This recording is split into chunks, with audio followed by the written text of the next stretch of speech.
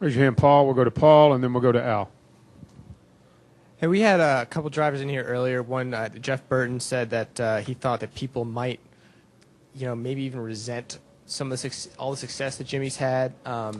We had Clinton here, and he said that he thought that that the sport could use another winner. He nothing against Jimmy, he really likes him, but I mean, what are your thoughts on that? It's a sport, so the best man wins. I mean, that's how it goes. If Jimmy's the fastest and he wins, that's okay. It's a sport. So, what is the other option? Is there another option? I mean, what do we do? I mean, we go out, we have the rules set, we all race under the same rules, we race at the racetrack, and when it's over, whoever wins, wins. Heavy is the head that wears the crown. People are always going to resent a certain level of success, but I respect Jimmy for what he's done. More importantly, I respect him as a person. He's a decent guy to compete with. I mean, I really enjoy racing against him. Win, lose, or draw, he comes over and shakes your hand afterwards. You get beat by a guy like that because he did better than you that day, then that's just the way it is. Al, go ahead. Yeah, Carl, Al Pearson, Auto Week. Occasionally you'll hear fans saying that if the chase were not how the championship was decided. What's that? Excuse me? You hear fans occasionally say if the championship were decided full season as opposed to 10 races, he may not be a 4-time champion. Right. Do teams race differently? Yeah. The first they do that? Okay. I like to think that. I like to think, boy, I really won the championship in 2008, but I didn't. I scored more points, but they didn't make the chase format after the last race was completed. The chase format was the whole season. So you can't really go back with hindsight and say, oh, it would have worked out this other way because, we would have been racing under a different format. So, yes, I believe that teams race a little bit differently because they know what we're doing here. I mean, it's like I guess it's like boxing or something. If you got 12 rounds, you might box a little bit differently the first few. You know what I mean? So I think that it's hard to say that. As much as I like to think that, considering we all have the same rules, we all know what they are before the season starts. I don't think that's completely fair to say. It's an arguable point, I guess.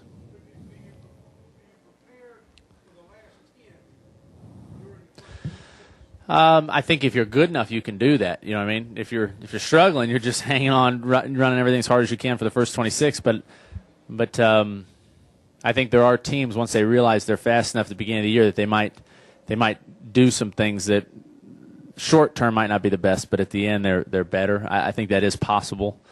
So yeah. Go back here to Monty, and then we'll go to Mike. Go ahead. I was interested by what you just said because you say that people race differently in the chase, but the evidence suggests that only one team races differently in the chase. Right. I mean, I've grown kind of weary of hearing people say we're going to take them one race at a time and we're going to do exactly what we've done to this point. Right. But every year, one team does way better in the chase than it does in the regular season. Right. So if you're going to beat Jimmy Johnson, you can't do it like you've been doing all year because he doesn't. He every year has a better chase performance than in the rest of the season.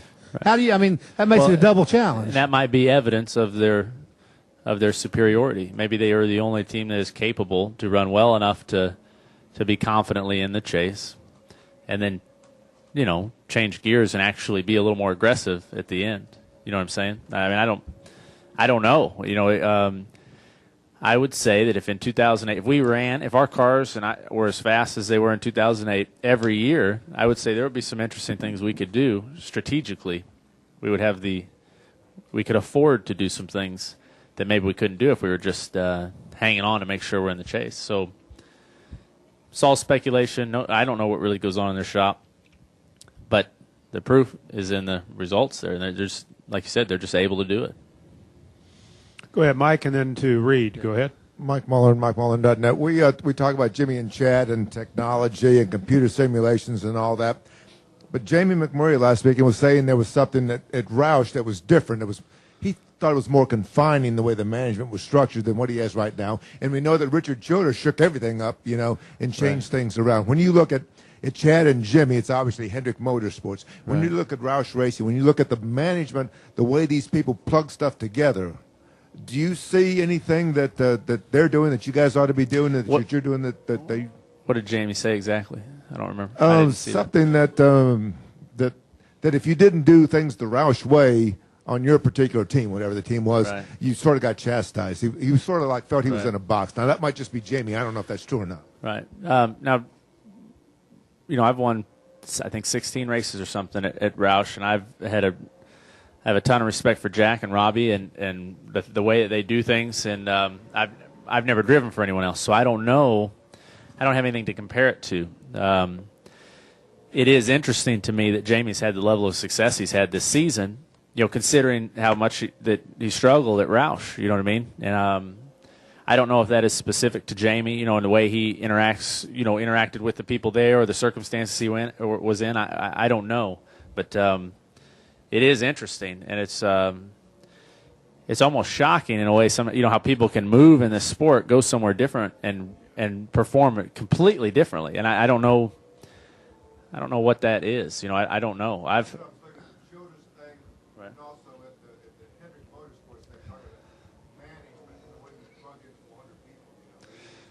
Right. I know from my limited experience, let me think. I have I think about 4 employees, and it's very, very difficult to manage that.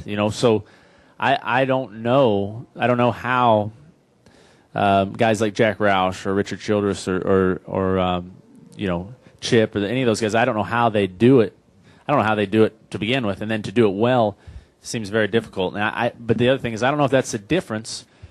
I don't know if that's the difference between running really well or not. There was a stretch there, a couple weeks back, going back 10 or 12 races, where our 99 team scored more points than anybody in the sport. And right then I said, okay, we're doing everything perfectly. We're on top right now. We're actually performing better than anyone else. That comes and goes, and our management didn't change. So I don't know. I just don't know, man. That's the tough part about the sport. But it is spectacular what Jamie's been able to do this year, and it definitely makes me look, and my crew chief and everyone over at Roush look and say, hey, were we missing something? If Jamie's able to go run this well with some different circumstances, maybe there's room for improvement. With our team, and I think we just have to talk to Jamie about that if he'd tell me. I don't know if he would. Go ahead, Reed. Reed Spencer with Sporting News. Carl, Gateway is a really important track to you. Even though you're at a competitive disadvantage this weekend because of the schedule, how important is it to try to go there and win what may well be the last NASCAR race at that racetrack? Yeah, Gateway would be spectacular to win tomorrow.